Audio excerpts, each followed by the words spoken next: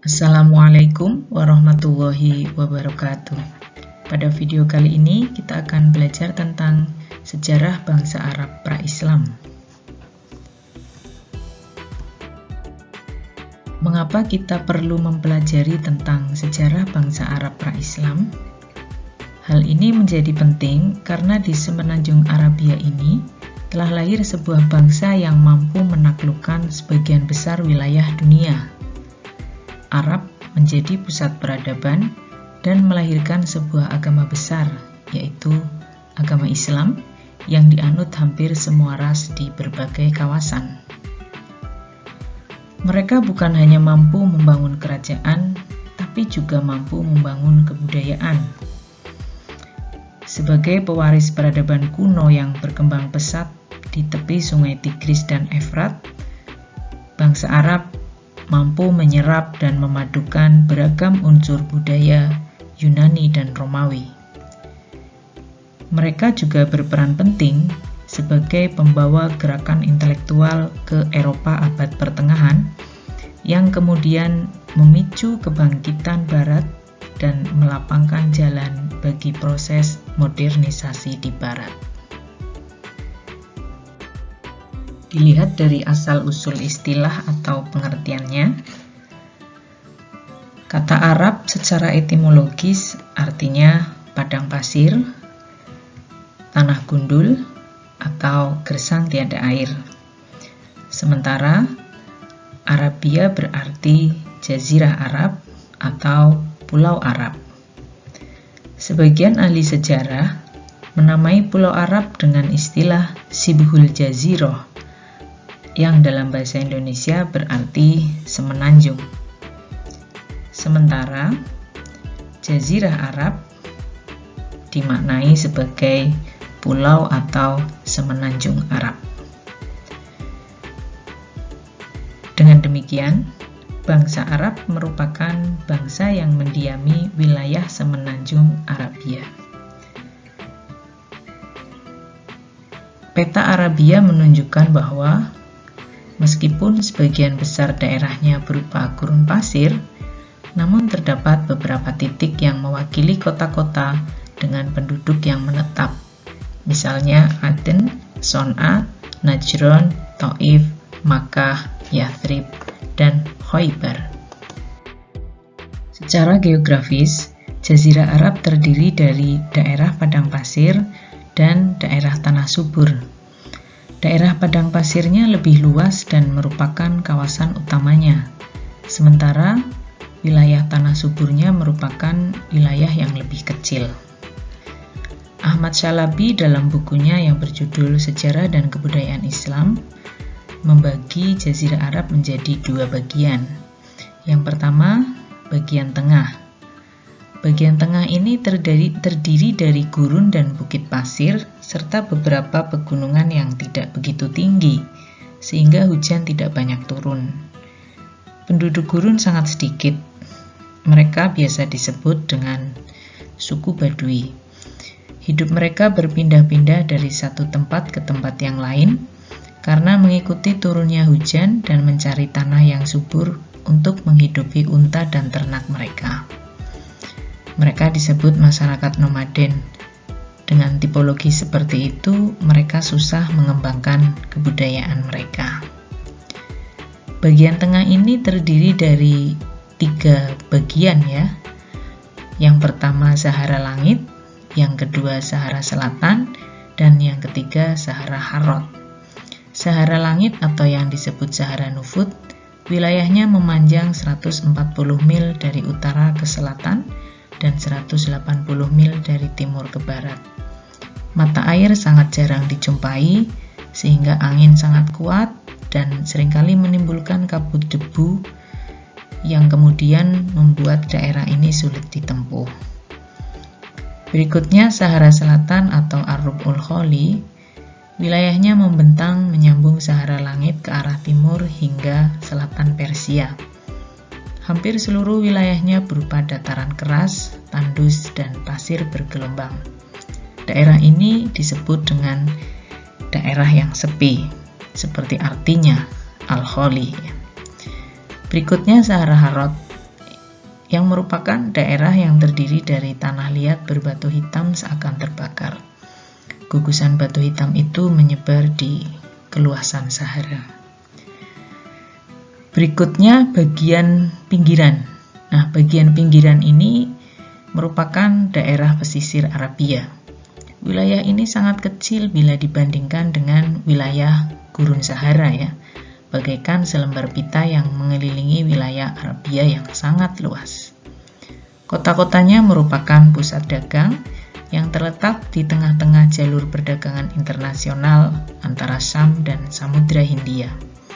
Penduduknya sudah menetap, mata pencariannya adalah bertani dan berniaga.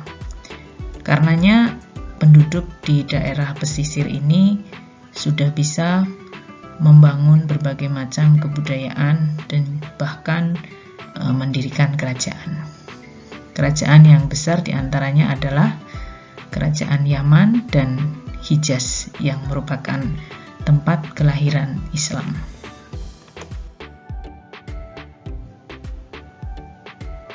Dilihat dari karakteristiknya, penduduk Arab bisa dibedakan menjadi penduduk padang pasir, yaitu penduduk yang cara hidupnya berbeda dengan masyarakat kota. Secara umum, penduduk padang pasir ini dianggap berseberangan dengan istilah peradaban atau khilaful hador. Sistem kekuasaannya berbasis pada suku atau kabilah. Mereka suka berperang. Akibat peperangan yang terus-menerus, budaya Arab tidak mengalami perkembangan. Hal ini berimplikasi pada minimnya bahan sejarah Arab pra-Islam. Ahmad Shalabi dalam bukunya menyebutkan, sejarah mereka dapat diketahui dari masa kira-kira 150 tahun menjelang lahirnya agama Islam melalui syair yang beredar di kalangan perawi syair. Penyair Badui Arab mengatakan, pekerjaan kami adalah menyerang musuh, menyerang tetangga, dan menyerang saudara kami jika sudah tidak ada lagi yang harus diserang. Bagi mereka, huzwun atau peperangan menjadi semacam olahraga yang bersifat nasional. Selain penduduk padang pasir, ada penduduk tepi jazirah dengan karakteristik hidupnya sudah menetap, mata pencahariannya berdagang, dan bercocok tanam. Peradabannya dapat dilihat dari beberapa kerajaan yang pernah didirikan. Di antaranya ada Kerajaan Ma'in, Kerajaan Qutban. Setelah kedua kerajaan tersebut runtuh, berdirilah Kerajaan Saba yang terkenal dengan hasil alamnya yang melimpah dan bendungan Ma'ribnya. Pada masa Saba, bangsa Arab menjadi penghubung perdagangan antara Eropa dengan dunia timur jauh.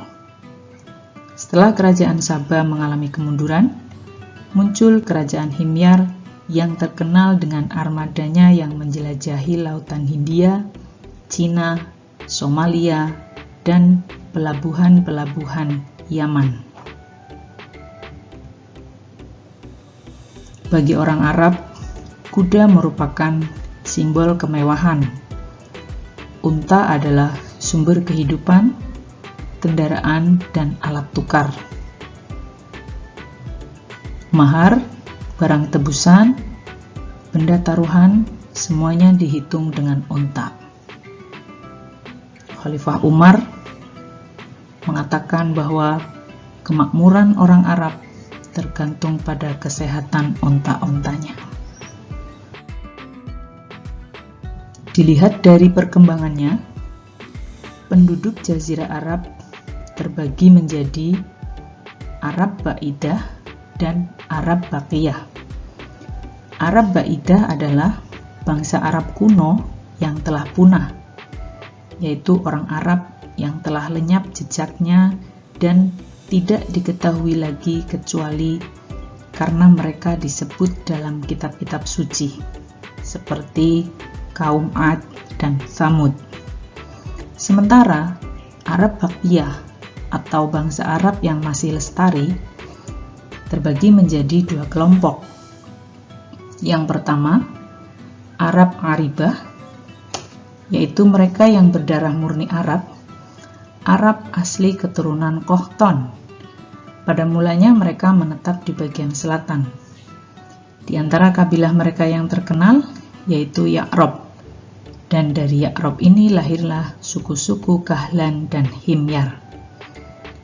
Yang kedua adalah Arab Musta'ribah, yang artinya menjadi Arab atau Arab peranakan atau Arab terarabkan. Mereka adalah Adnaniyun, keturunan Ismail bin Ibrahim. Pada mulanya mereka menetap di wilayah Arabia bagian utara. Karena perpindahan penduduk, baik dari utara maupun selatan, maka lama-kelamaan mereka membaur. Dinamakan Arab Musta'ribah karena pada waktu itu Jurhum dari suku Qohton mendiami Makkah. Mereka tinggal bersama Nabi Ismail serta ibunya. Nabi Ismail yang bukan keturunan Arab kemudian mengawini perempuan Jurhum. Dari merekalah kemudian lahir berbagai kaum dan suku Arab, termasuk kaum Quraisy yang tumbuh dari induk suku Adnan. Dilihat dari sisi sosial keagamaannya, bangsa Arab pra-Islam gemar bersyair. Mereka sangat menghargai para penyair, sehingga kedudukan penyair di kalangan bangsa Arab pra-Islam sangat tinggi. Mereka terbiasa berkumpul mendengarkan syair-syair yang dilantunkan oleh para penyair di zaman itu. Kemudian, syair terbaik dan terpilih akan digantungkan di Ka'bah dekat berhala-berhala mereka. Dengan syair, mereka dapat mengabadikan peristiwa, membalas atau menangkis celaan. Berikutnya, tentang sistem kepercayaan dan agama bangsa Arab pra-Islam. Sebelum datangnya Islam, bangsa Arab memiliki kepercayaan dan mewarisi mitos-mitos tentang tahayul dan hurafat dari nenek moyang mereka, yang mana kesemuanya itu bertumpu pada sistem kepercayaan wathaniyah atau paganisme. Mayoritas mereka penyembah berhala.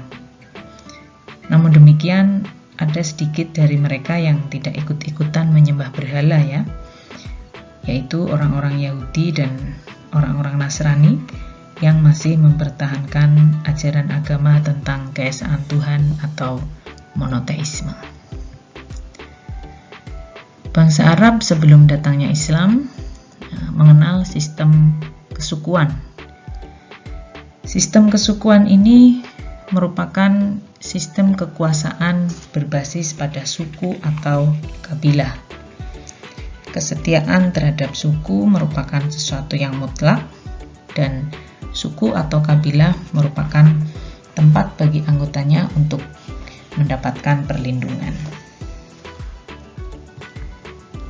Berikutnya, bangsa Arab pra-Islam mereka mudah berselisih ya.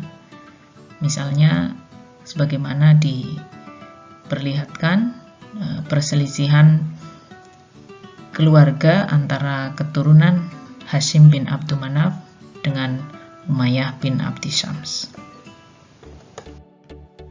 Demikianlah penjelasan singkat tentang sejarah bangsa Arab pra-Islam.